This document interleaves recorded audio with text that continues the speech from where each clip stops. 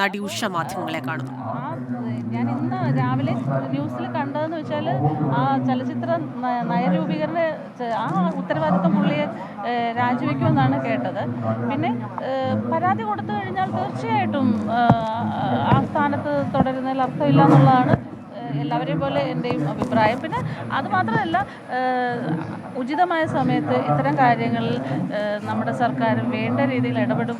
ഉചിതമായ പെട്ടെന്ന് എടുത്തോ പിടിച്ചോ എന്നും പറഞ്ഞിട്ട് ഈ പറഞ്ഞ ആൾക്കാരൊന്നും കംപ്ലൈൻറ്റ് കൊടുത്തിട്ടില്ല. കൊടുക്കുമെന്ന് പറയുന്നതേ ഉള്ളൂ.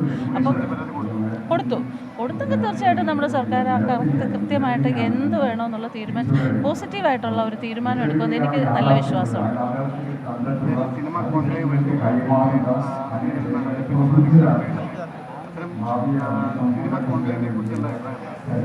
അല്ല, അത് അന്ന് പിന്നെ ഇത് തുടങ്ങിയ സമയത്ത് ഈ പ്രശ്നങ്ങൾ ആരംഭിച്ച ഒരാഴ്ച മുമ്പാണ് നമ്മുടെ സാംസ്കാരിക വകുപ്പ് മന്ത്രി അങ്ങനെ ഒരു ആലോചനയും തീരുമാനവും ഒക്കെ പറഞ്ഞതെന്നാണ് എനിക്ക് തോന്നുന്നത്.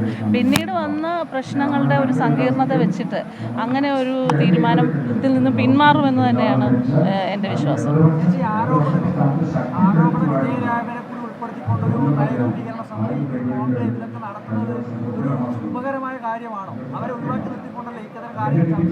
തീർച്ചയായിട്ടും അങ്ങനെ തന്നെ വേണം. ആരോപണ വിധേയരായവർ നമ്മളുടെ പിന്നെ ഈ എന്താ പറയുക, അവർ ഇരയാക്കപ്പെട്ട സ്ത്രീകളെയും കൂടെ ഒരുമിച്ചിരുന്ന് സംസാരിക്കുമെന്ന് തോന്നുന്നുണ്ടോ? അവരൊരിക്കലും സംസാരിക്കുമെന്ന് എനിക്ക് തോന്നുന്നില്ല. അപ്പോൾ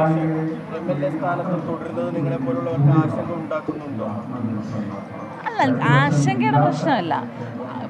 അദ്ദേഹം ഈ പിന്നെ MLA സ്ഥാനത്ത് തുടരുമോ ഇല്ലയോ എന്നുള്ളത് ഇപ്പോൾ കുറച്ച് സമയം കൂടെ കഴിഞ്ഞാൽ നമ്മൾ ധൃതി വെക്കേണ്ട.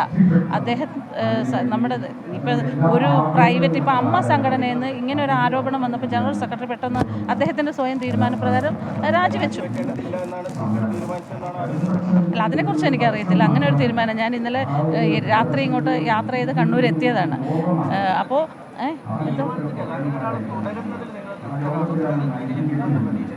തീർച്ചയായിട്ടും ഞങ്ങൾക്ക് നീതി ലഭിക്കണം. അതിന് വേണ്ടിയിട്ടാണല്ലോ പിന്നെ ഇപ്പോഴുള്ള പെൺകുട്ടികളായാലും, മൊഴി കൊടുത്ത പെൺകുട്ടികൾ, ഹേമ കമ്മിറ്റിക്ക് മൊഴി കൊടുത്ത പെൺകുട്ടികളാണെങ്കിലും അതല്ലാതെ പിന്നെ എല്ലാ പിന്നെ കേസ് കൊടുക്കണം. നിങ്ങൾ മുൻപോട്ട് വരണമെന്ന് ഞാൻ തുടക്കം മുതൽ പറഞ്ഞുകൊണ്ടിരിക്കുന്നത്. നിങ്ങൾ ധൈര്യപൂർവ്വം കേസ് കൊടുക്കണം. അവർക്കിനി എന്ത് നഷ്ടപ്പെടാൻ? ഞാൻ ആ പെൺകുട്ടികളോട് ചോദിക്കുന്നതാണ്. ഇപ്പോൾ ഹേമ കമ്മിറ്റി റിപ്പോർട്ടിൽ വന്ന് പിന്നെ മൊഴി കൊടുത്ത പെൺകുട്ടികൾ അതവിടെ നിൽക്കുക. അതിപ്പോഴും ഒന്നും ആയിട്ടില്ല, അതവിടെ നിൽക്കുക. അല്ലാതെ ഇത് വന്നതിന് ശേഷം അല്ലാതെയുള്ള പരാതികളാണ് ഇപ്പോൾ വന്നുകൊണ്ടിരിക്കുന്നത്. അപ്പോൾ ഞാൻ ആലോചിക്കായിരുന്നു, അപ്പോൾ ഹേമ കമ്മിറ്റി റിപ്പോർട്ടിലുള്ള ആൾക്കാരിവിടെ വന്നാൽ എന്തായിരിക്കും സ്ഥിതി? ഭയങ്കര ഇപ്പം തന്നെ ഒരു ഭൂകമ്പമാണ് ഇവിടെ സംഭവിച്ചിരിക്കുന്നത്. അപ്പോൾ അവരോട് പറയുന്നത്, നിങ്ങൾക്ക് ഇനി എന്ത് നഷ്ടപ്പെടാൻ? നിങ്ങളുടെ അവസരങ്ങൾ നഷ്ടപ്പെട്ടു, നിങ്ങൾക്ക് വിലക്ക് ഏർപ്പെടുത്തി, പിന്നെ ഇനി എന്ത് പേടിച്ചിട്ടാണ് ഇവർ മൊഴി കൊടുത്തു. കേസ് എടുത്തു കഴിഞ്ഞാൽ മാത്രമേ, കേസ് കൊടുക്കാൻ തയ്യാറായാൽ മാത്രമേ അവർക്കെതിരെ അവർ നിയമത്തിന് മുൻപിൽ കൊണ്ടുവരണം. അല്ല, നിയമത്തിൻ്റെ മുമ്പിൽ കൊണ്ടുവരാതെ ഇവർക്ക് എന്തായിരുന്നു ഉദ്ദേശമെന്ന് എനിക്കിപ്പോൾ ഒരു സംശയം തോന്നുന്നു. കാരണം ഇങ്ങനെ ഒരു വലിയ ഒരു സംവിധാനം സർക്കാർ ചെയ്തു കൊടുത്തു, ഹേമ കമ്മിറ്റി പോലെ.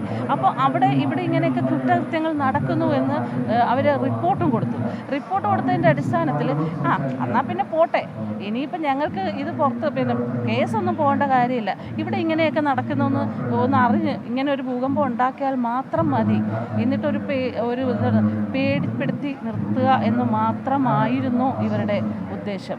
അല്ല എന്നുണ്ടെങ്കിൽ തീർച്ചയായിട്ടും ഈ പെൺകുട്ടികൾ മുൻപോട്ട് വരണം, കേസ് കൊടുക്കണം. സർക്കാരും ഞങ്ങളെല്ലാവരും അവരുടെ കൂടെ ഉണ്ട്.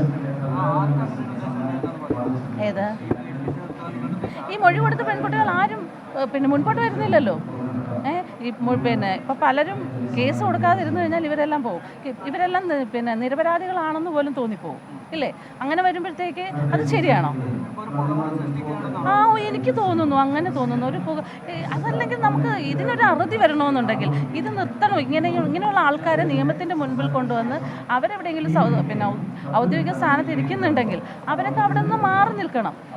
അവർക്കെതിരെ നിയമ നടപടി എടുത്താൽ മാത്രമേ ഇനി ഇതിനൊരു പിന്നെ കുറച്ചെങ്കിലും ഒരു പേടി ഈ ഇൻഡസ്ട്രിയിൽ ഉണ്ടാവുള്ളൂ.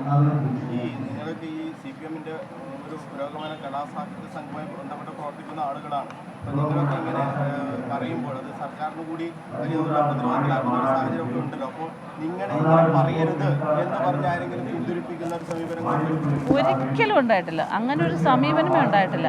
ഞങ്ങളുടെ ആവശ്യങ്ങളാണ് പറയുന്നത്. ഇതൊക്കെ എത്രയോ കാലങ്ങളായിട്ട് ഞങ്ങൾ പറഞ്ഞുകൊണ്ടിരിക്കുന്ന കാര്യം. ഇപ്പം 92-ൽ ഞാൻ പറഞ്ഞ ഒരു വീഡിയോ വരെ പുറത്തു വന്നിട്ടുണ്ട്.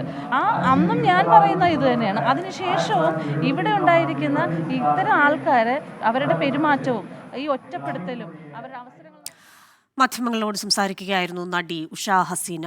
ആരോപണങ്ങൾ പരാതികളായി മാറണം. അങ്ങനെ പരാതികളാകുമ്പോൾ അതിൽ ഉചിതമായ നടപടി സർക്കാർ സ്വീകരിക്കും. സർക്കാരിൽ പൂർണ്ണ വിശ്വാസമുണ്ട്. ഒപ്പം തന്നെ ഈ ആരോപണവുമായി എത്തുന്ന ചിലരെങ്കിലും ഇത് ഒരു പുകമറ സൃഷ്ടിക്കുകയാണോ, അവർ പരാതികളിലേക്ക് നീങ്ങണം എന്നാണ് ഉഷാ ഹസീന പറഞ്ഞത്.